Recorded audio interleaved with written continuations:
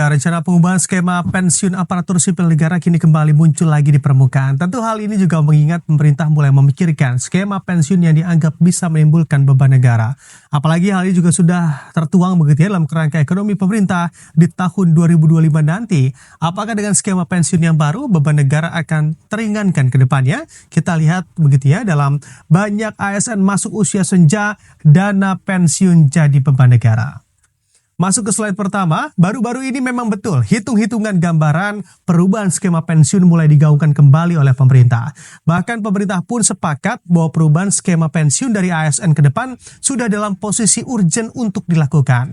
Kondisi ini juga mengingat bahwa tren begitu ya penurunan populasi terkhusus aparatur sipil negara atau ASN juga sudah mulai terlihat dan bisa saja membebani anggaran negara. Misalnya saja, berdasarkan data buku statistik aparatur sipil negara di semester pertama 2023 yang diterbitkan oleh Badan Kepegawaian Negara atau BKN, jumlah ASN di Indonesia saat ini ternyata sudah ada sebanyak 4.282.429 ASN aktif atau ASN yang masih berdinas. Nah, ini dibagi begitu ya menjadi dua, yaitu PNS dan juga P3K di dalamnya. Dan per 30 Juni 2023 pula jumlah ASN yang masuk usia senja atau mendekati batas masa pensiun ternyata mendominasi atau mencapai 2.679.930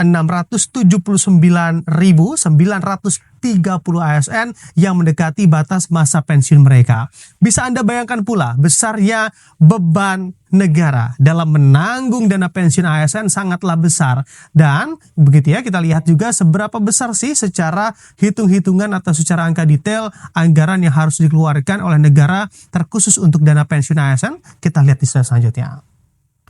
Di sini untuk anggaran dan juga hitung-hitungan dana pensiun ASN begitu ya, menarik apabila kita cermati lebih mendalam terkait berapa besar anggaran yang harus disiapkan negara untuk menanggung biaya pensiun para ASN di tanah air. Karena hingga tahun 2021 saja menurut catatan dari Kementerian Keuangan, beban yang ditanggung oleh negara untuk membiayai uang pensiun ASN mencapai 2.800 triliun rupiah anggaran yang perlu dikeluarkan oleh pemerintah atas dana-dana pensiun dari ASN di negeri ini.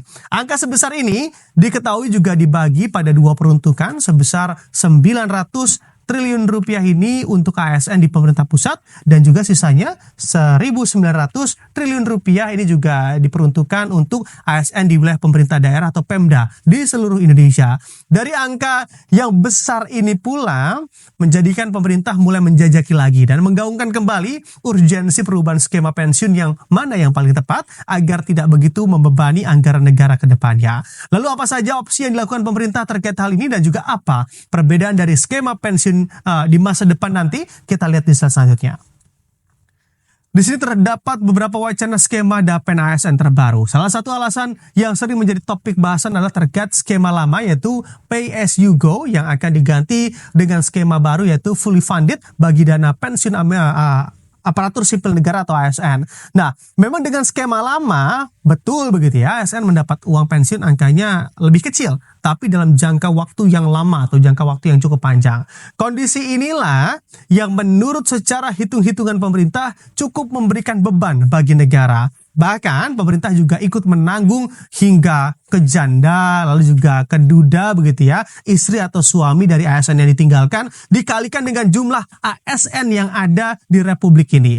Skema ini juga dianggap memberatkan pemerintah karena memang jadilah muncul atau terdapat opsi fully funded yang kini sedang dikaji juga oleh pemerintah. Di mana dalam skema ini atau skema fully funded ini, di mana secara sederhana dianalogikan dengan metode perhitungan investasi atau asuransi. Dalam metode atau skema ini pula hitung-hitungannya adalah berapapun dana yang diharapkan ketika selesai dalam tenor tertentu dan itulah yang juga diperhitungkan. Pada dasarnya dengan skema ini semua pembayaran manfaat pensiun ASN akan diambil secara penuh dari total dana yang terkumpul selama ASN tersebut berdinas. Maka dari itu bisa saja seorang ASN atau PNS berpeluang mendapatkan uang pensiun bahkan hingga 1 miliar rupiah karena diambil hanya satu kali seumur hidup saja.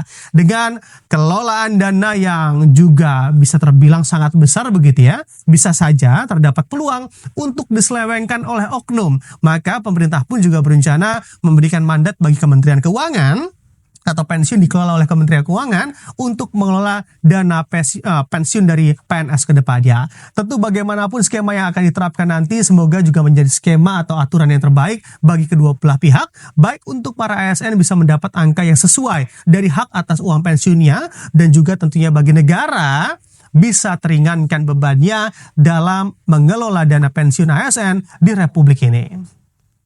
Dana pensiun atau DAPEN dinilai masih kurang berperan terhadap industri. Pasalnya hingga saat ini perbankan masih mendominasi industri keuangan di Indonesia. Oleh karena itu, pemerintah berencana untuk melakukan perombakan tata kelola dana pensiun untuk para pegawai termasuk di dalamnya untuk PNS, TNI, dan juga Polri. Selengkapnya akan kami ulas untuk Anda dalam Carut Marut DAPEN PNS.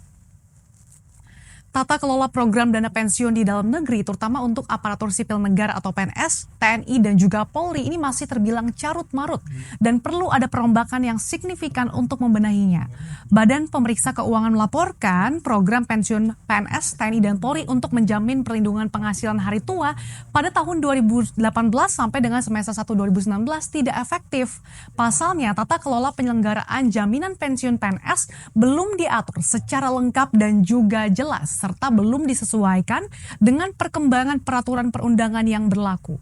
BPK juga menyoroti bahwa pemerintah tidak lagi mewajibkan badan penyelenggara untuk menyampaikan adanya laporan aktuaris sebagai bagian dari laporan berkala yang harus disampaikan kepada pemerintah. Nah, tidak adanya laporan aktuaris itu membuat pengelolaan risiko keuangan negara belum mempertimbangkan kewajiban pemerintah atas perhitungan aktuaria dalam program jaminan pensiun PNS, TNI, dan Polri. Akibatnya apa? Adanya risiko peningkatan belanja pensiun di masa depan yang akan berdampak pada penurunan manfaat pensiun serta juga peningkatan iuran sampai dengan keberlangsungan program jaminan pensiun bagi PNS.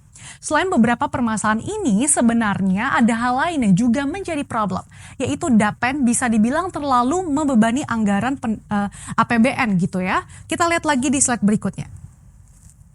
Nah, Direktur Jenderal Anggaran Kementerian Keuangan Askolani mengatakan dana pensiun yang ada saat ini dinilai tidak memegang peran yang signifikan pada perkembangan industri keuangan Indonesia, di mana sistem perbankan masih mendominasi industri keuangan Indonesia dengan porsi 78%.